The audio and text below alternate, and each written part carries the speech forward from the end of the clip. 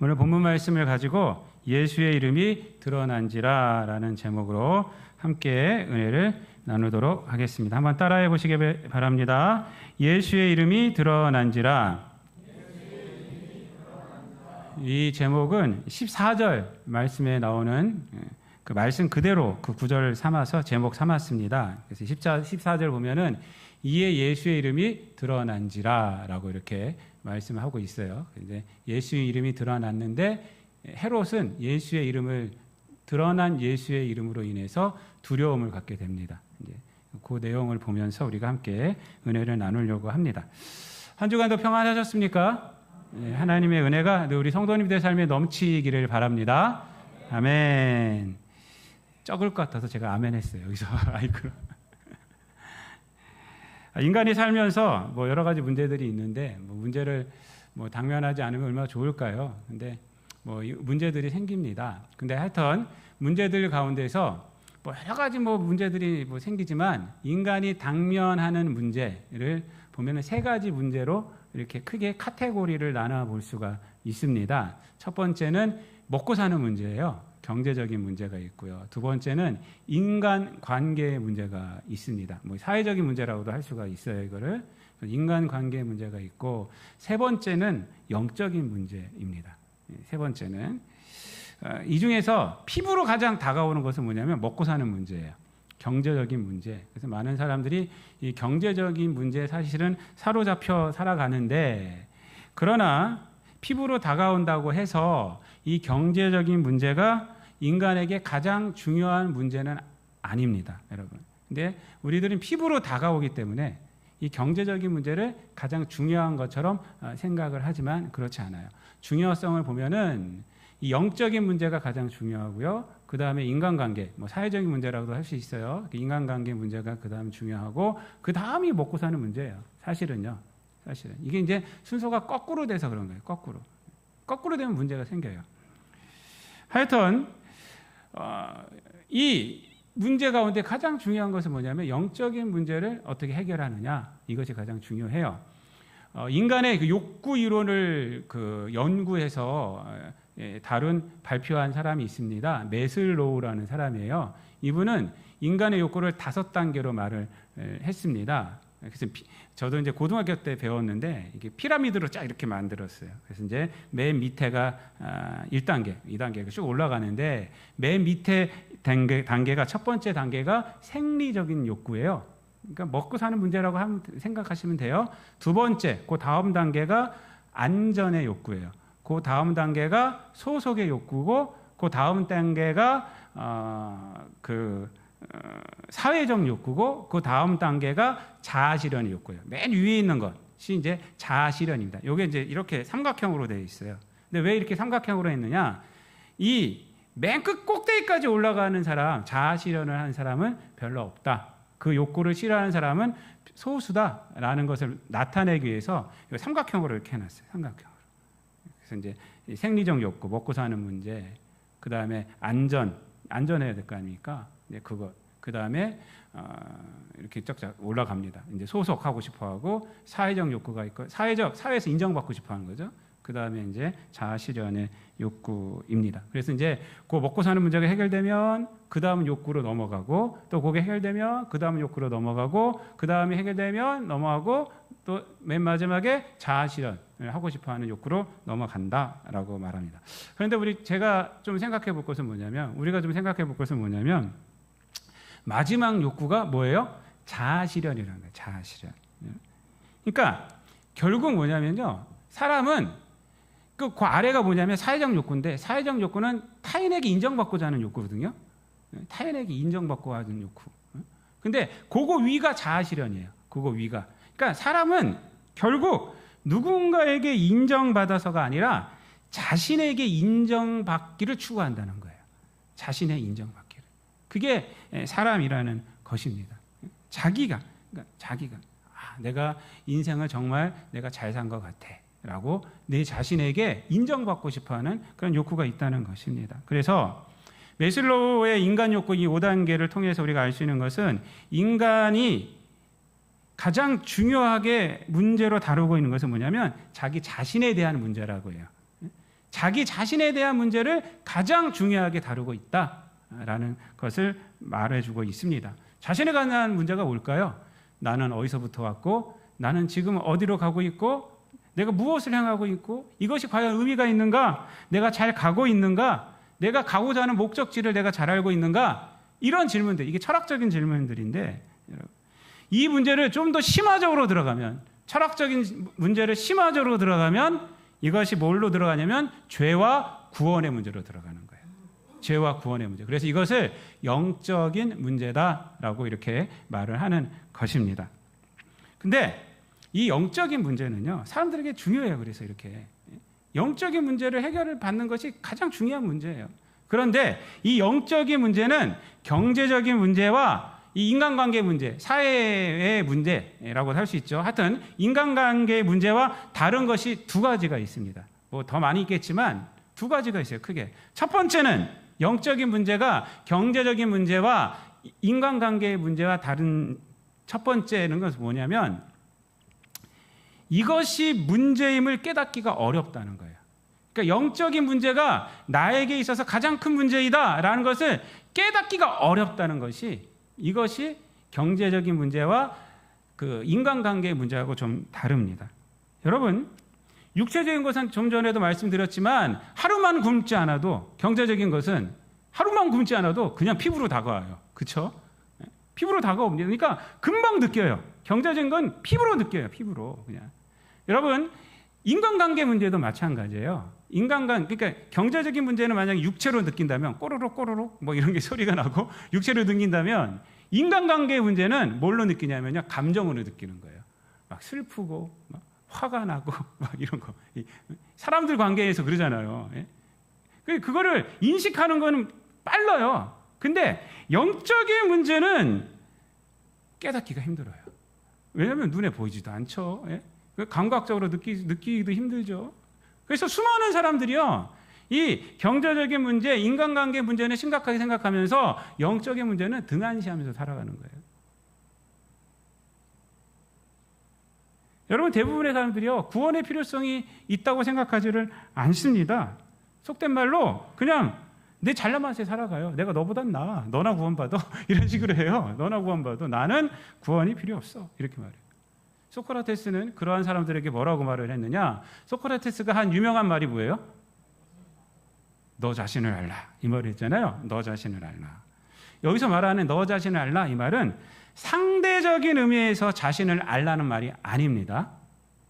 누군가를 세워놓고 나를 알아라, 이 세상 가운데서 상대적으로 나를 알아라 하는 것이 아니라 절대적인 의미에서 자신을 알아라, 이 말이에요. 절대적인 의미에서. 그러니까 인간 존재의 연약함을 네가 좀 알아야 한다. 사람은 인간이라는 존재는 연약한 존재다. 그것을 알아야 한다는 것이 너 자신을 알라, 이 말입니다.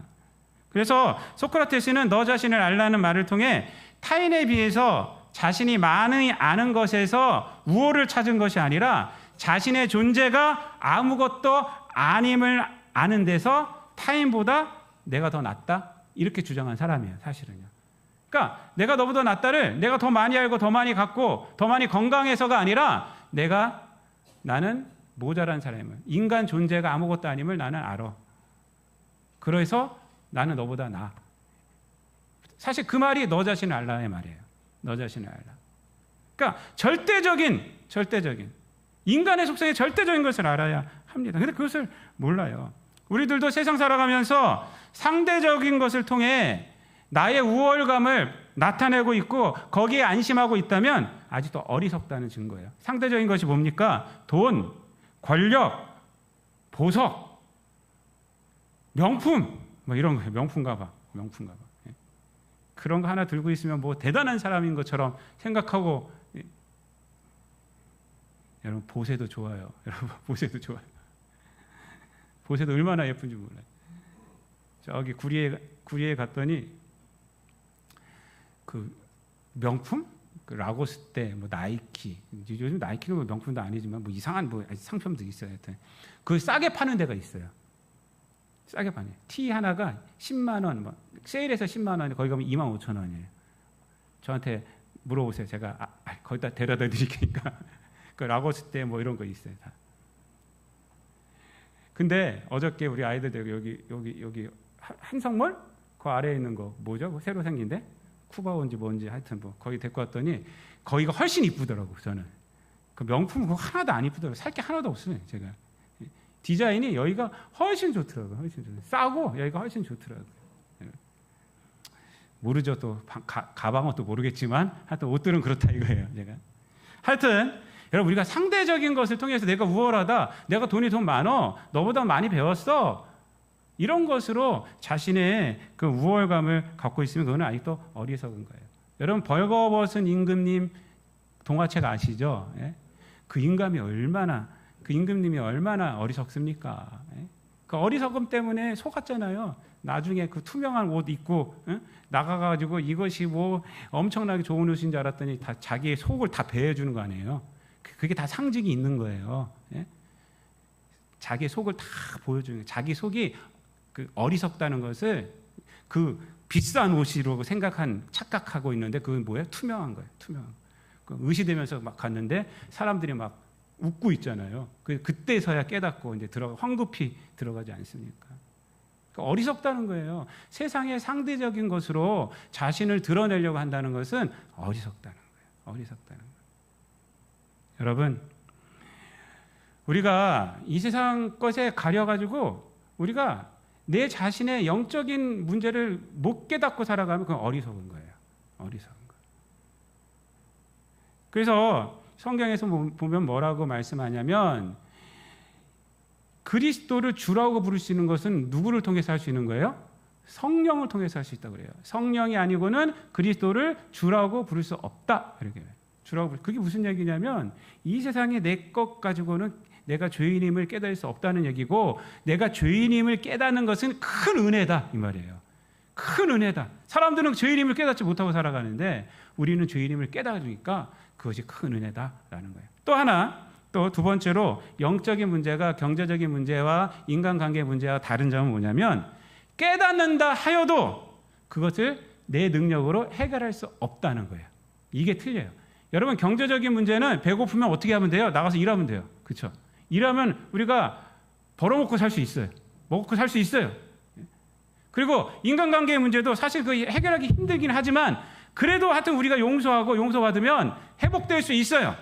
용서 안 해주면 어떻게 돼요? 시간이 약이에요. 그때는 그냥 시간이 쭉 있으면 시간이 흐르면 세월이 이제 우리를 치료해주고 둘의 관계를 갖다가 다시 회복시켜 줄 수가 있습니다. 하여튼 회복될 수 있어요. 그런데 영적인 문제는 회복할 수가 없어요. 문제가 있음을 깨닫는다 하여도 우리가 우리의 능력으로 인간의 능력으로 깨달을 수가 없어요. 없어요. 언젠가도 말씀드렸지만 미당 서정두 선생이 예수님 믿고 나서 윤영주 장로님에게 한 말이 그 말 아닙니까? 내가 세상 가운데서 불교를 전하고 세상 가운데서 그렇게 살아갔는데 내가 예수님을 만나서 내가 구원을 받았다. 그동안에 내가 그렇게 살아갔던 것은 물속에 빠졌을 때 내 머리 끄덩이를 잡고 내가 올라가려는 거였더라. 이렇게 말을 하잖아요. 물속에 빠졌는데 머리 끄덩이 잡고 내가 올라가면 거기서 건져냄을 받아요? 아니죠. 누군가 손을 내밀어서 잡아서 끄집어내야 되잖아요. 그러니까 세상적인 진리로 구원받으려고 했다는 것이 어리석었다. 예수님이 나의 구세주더라. 이 고백을 미당 서정도 선생님이 하신 것입니다. 요한복음 3장에 보면은 니고데모라는 사람이 나타나죠. 니고데모가 어떤 사람이에요? 바리새인이요, 산헤드린 공의의 관원이었어요. 유대인의 관원이고 그 다음에 뒤에 보면은 또 이스라엘의 선생이고 또 예수님이 돌아가셨을 때 보면은 굉장한 부자예요. 예수님이 돌아가셨을 때 그 유향 이것을 100리트라 엄청나게 많이 갖고 온 거예요. 이거를 엄청나게 많이 갖고 온 거예요. 그러니까 예수님 몸에 그걸 발라라, 시신에 발라라 해서 갖고 온 사람이니까 돈도 많어, 지식도 많어, 권력도 있어. 그런데 이 사람이 밤에 예수님을 찾아오잖아요. 왜? 그 모든 것들로 구원의 문제를 해결하지 못하면 알았어요. 그래서 예수님이 드러났어. 예수님이 드러난 거 아닙니까? 그래서 밤에 찾아와서 당신이 행하시는 표적을 보니까 하나님께로부터 온 사람이더라. 그러니까 예수님이 뭐라 그래요? 거듭나라 이렇게 말하죠. 물과 성령으로 거듭나지 아니하면 하나님 나라에 들어갈 수도 없고 볼 수도 없다라고 이렇게 말씀해요. 그러니까 이 니고데모는 사람의 능력으로 구원의 문제를 해결할 수 없다라는 것을 깨달은 것입니다. 여러분, 이게 굉장한 겁니다. 굉장한 거예요. 그것을 알게 되는 것이 굉장한 것입니다. 하여튼 성경은 말해주고 있는 것이 뭐냐면 인간의 노력으로는 구원받을 수 없다라고 말을 해주고 있습니다. 그래서 우리가 깨닫는다 해도 우리가 구원받을 수 없는 처지에 있는 것이 인간이에요. 이 불쌍한 처지에 있는 것이 인간이에요. 이 불쌍한 처지에 있는 인간을 위해서 누굴 보내주신 거예요? 예수님을 보내주신 거예요. 그러니까 니고데모는 예수님이 드러나자 그 예수님 앞에 나온 거예요. 그러나 오늘 본문 말씀을 보면은 헤롯 대왕은 어땠습니까? 헤롯은 그렇지가 않습니다. 헤롯은 오늘 본문 내용을 이제 들어가면요. 오늘 본문 내용 어떻게 출발한다고요? 예수님이 드러난지라, 예수의 이름이 드러난지라라고 이렇게 출발을 해요. 그 드러난 것으로 인해서 이 헤롯이 무엇을 깨달았어요? 자신의 죄를 깨닫게 됩니다. 두려움 속에 잡혀요. 두려움 속에. 사람들은 예수님을 엘리야라고 그러고 사람들은 또 뭐라고 말씀을 하고 있습니까? 뭐 선지자다, 뭐 옛 선자 중에 하나다라고 15절 말씀 이렇게 말을 합니다. 그렇지만 16절 한번 다 같이 읽어볼게요. 16절 시작. 헤롯은 듣고 이르되 내가 목벤 요한 그가 살아났다 하더라. 이렇게 말해요. 14절 말씀과 이 16절 말씀이 같은 거예요. 그러니까 예수님이 기적을 행하시고 예수님이 좋은 말씀을 막 하시는 거 보니까 자기가 죽인 세례요한이 살아난 것으로 생각한 거예요. 이게 무슨 얘기일까요? 그 뒤에 보면 그래서 세례요한이 왜 죽었는지를 말을 하잖아요. 사실 이 헤롯은 세례요한을 좋아했어요. 나쁘게도 생각했지만 사실은 그가 의로운 사람인지 알았기 때문에 그렇습니다. 그래서 좋아했어요. 근데 헤로디아 자기 동생 부인하고 결혼을 해요.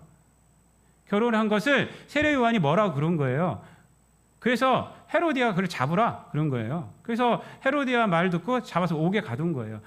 그러고 나서 헤로디아가 죽이고 싶은데 못 죽여요. 왜 그러냐면 헤롯이 이 세례요한을 좋아하기 때문에 그렇습니다. 한번 볼까요? 본문 말씀을 보면은 20절 말씀 다 같이 읽어볼게요. 20절 시작. 헤롯이 요한을 의롭고 거룩한 사람으로 알고 두려워하여 보호하며 또 그의 말을 들을 때에 크게 번민을 하면서도 달갑게 들음이러라. 이렇게 말해요. 그러니까 세례 요한을 좋아했어요. 헤롯이. 그런데 어처구니 없는 사건이 발생합니다.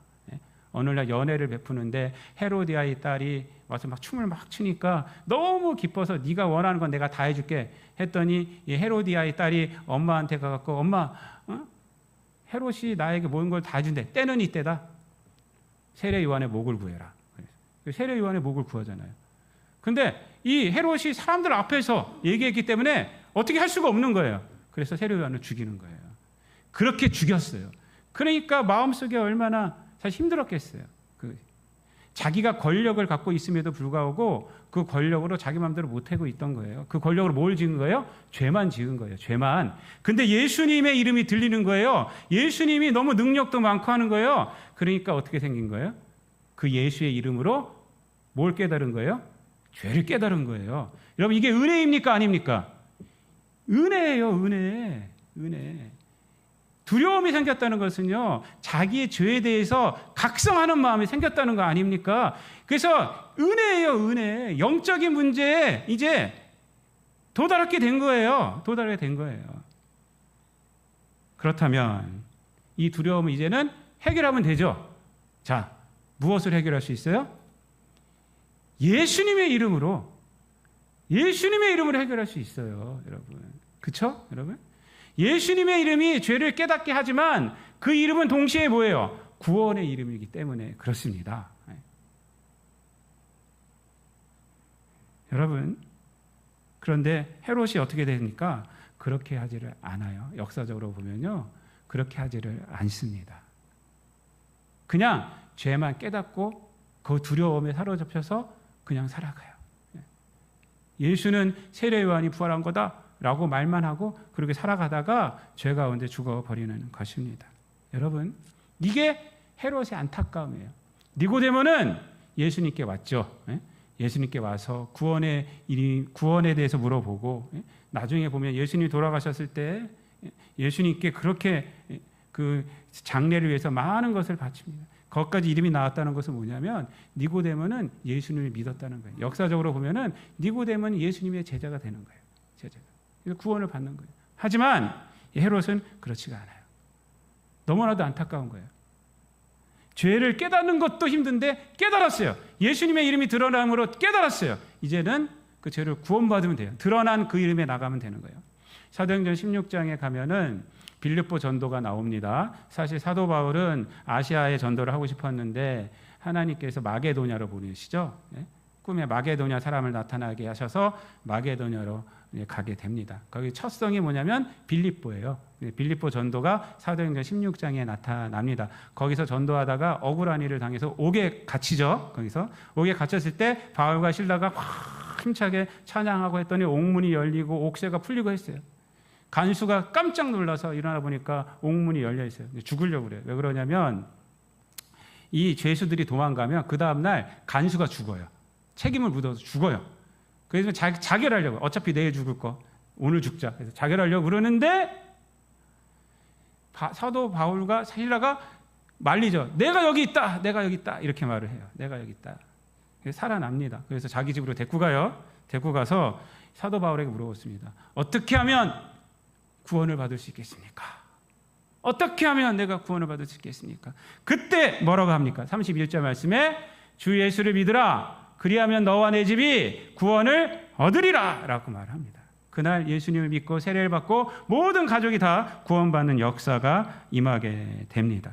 예수님께서 십자가에서 돌아가실 때 오른편에 있던 강도가 예수님께 뭐라고 그랬어요? 당신의 나라에 임하실 때 나를 기억하여 주옵소서. 이렇게 말했어요. 평생 강도로 살았지만 뭐 거기까지 십자가형에 처했다는 것은 뭐 정치적인 뭐 일을 했다는 그런 소리도 있어요. 십자가형은 뭐 정치적인 것이나 뭐 종교적인 것이나 이런 형을 받은 사람들이 십자가형을 당한다고 하는데 하여튼 오른편에 있는 강도가 당신의 나라에 임하실 때 나를 기억하소서라고 예수님의 이름, 드러난 예수님의 이름을 붙습니다. 그때 어떻게 돼요? 예수님이 네가 오늘 나와 함께 낙원에 있으리라. 이렇게. 예수님의 이름을 붙들면, 드러난 예수님의 이름을 붙들면 우리가 죄 가운데 있는 것만 깨닫는 것이 아니라 구원 얻게 된다는 겁니다. 믿습니까? 여러분? 구원 얻게 되는 것이에요. 여러분. 하나님은 세상을 사랑하사 독생자를 주셨으니 이는 저를 믿는 자마다 멸망치 않고 영생을 얻게 하심이라 라고 말해요. 하나님께서 세상에 아들을 보내신 것은 뭐래요? 심판하려 하심이 아니라 구원하려 하심이라 라고 말을 해요. 구원하려고 예수님을 보내신 거예요. 그러니까 예수님을 보내서 죄가 드러나요. 그 죄로 인해서 너 심판할 거야 라는 것을 위해서 예수님 보낸 것이 아니라 드러난 죄를 용서해 주기 위해서 예수님을 보냈다라는 거예요. 그 다음에 하는 말씀이 이래요. 그를 믿는 자는 심판을 받지 아니하는 것이고 믿지 아니하는 자는 하나님의 독생자의 이름을 믿지 아니함으로 벌써 심판을 받은 것이니라. 이렇게 얘기를 해요. 여러분, 이 말씀의 위대함을 좀 알아야 돼요. 이 말씀 그냥 넘어가면 안 되고요. 심판을 받지 아니하는 것이고 믿는 자는 심판을 받지 아니하는 것이고 믿지 아니하는 자는 뭐예요? 하나님의 독생자 이름을 믿지 아니함으로. 믿지 아니하는 자는 그의 죄 때문에가 아니에요, 여러분. 믿지 아니하는 자는 그의 죄 때문에 심판을 받는다라고 말하지 않는다고요. 믿지 아니하는 자는 하나님의 아들을 믿지 아니함으로, 독생자 이름을 믿지 아니함으로 심판을 받는다. 물론 우리가 죄로 인해서 심판을 받지만 예수님의 임재하심 속에서는 뭐냐? 예수님의 임재하심 속에서는 이제 예수님을 믿지 아니함으로 심판받는 거예요. 드러난 예수님의 이름을 붙들지 아니함으로 모든 사람들이 심판받는 거란 말이에요. 이제는 예수님의 이름이 드러났어요. 그것을 인해서 내가 주의 이름을 깨닫게 됐어요. 이제는 어떻게 된다는 거예요? 그분을 붙들어야 한다는 거예요. 붙들지 않아야 하기 때문에 그것 때문에 심판받는 거예요. 이제 그것 때문에 심판받는 거예요. 사랑하는 성도 여러분, 헤롯은 역사적으로 보면 드러난 예수님의 이름 속에서 자기의 죄는 깨달았지만 그렇지만 그 이름을 믿지 않았습니다. 그래서 구원받지 못하는 안타까운 그러한 자가 되었습니다. 말씀을 마치겠습니다. 세상에 드러난 예수님의 이름은 세상이 깨닫게 할 수 없는 인간 존재의 영적인 죄의 문제를 깨닫게 하는 이름이며 동시에 세상에 줄 수 없고 내가 가질 수 없는 그 구원을 우리에게 주시는 이름이 됩니다.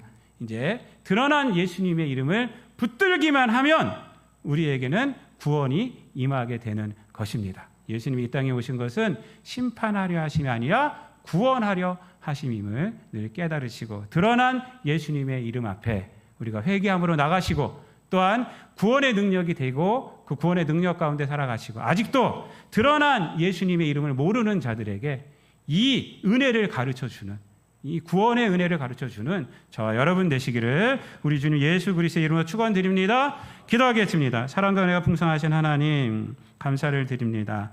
우리들 하여금 우리가 해결할 수 없는 영적인 문제 또한 우리가 깨달을 수 없는 인간 존재의 문제를 깨닫게 하여 주시고 그것을 해결하여 주심을 감사를 드립니다. 드러난 예수님의 이름을 우리가 붙들고 살아가게 하여 주시옵소서. 헤롯처럼 어리석게 죄만 깨닫고 살아가는 것이 아니라 그 이름이 바로 심판의 이름이 아니라 구원의 이름을 깨닫고 하나님의 독생자의 이름을 믿음으로 우리가 구원 얻고 이 땅 가운데 그 능력 가운데 살아가게 하여 주시고 아직도 이 이름을 모르고 살아가는 자들 아버지 하나님 저들에게 복음의 증인이 되어서 우리 모든 성도들 그들을 하나님께로 인도하는 구원의 바늘로 인도하는 우리 모든 성도들 되게 하여 주옵소서. 감사드리며 예수님의 이름으로 기도드리옵나이다.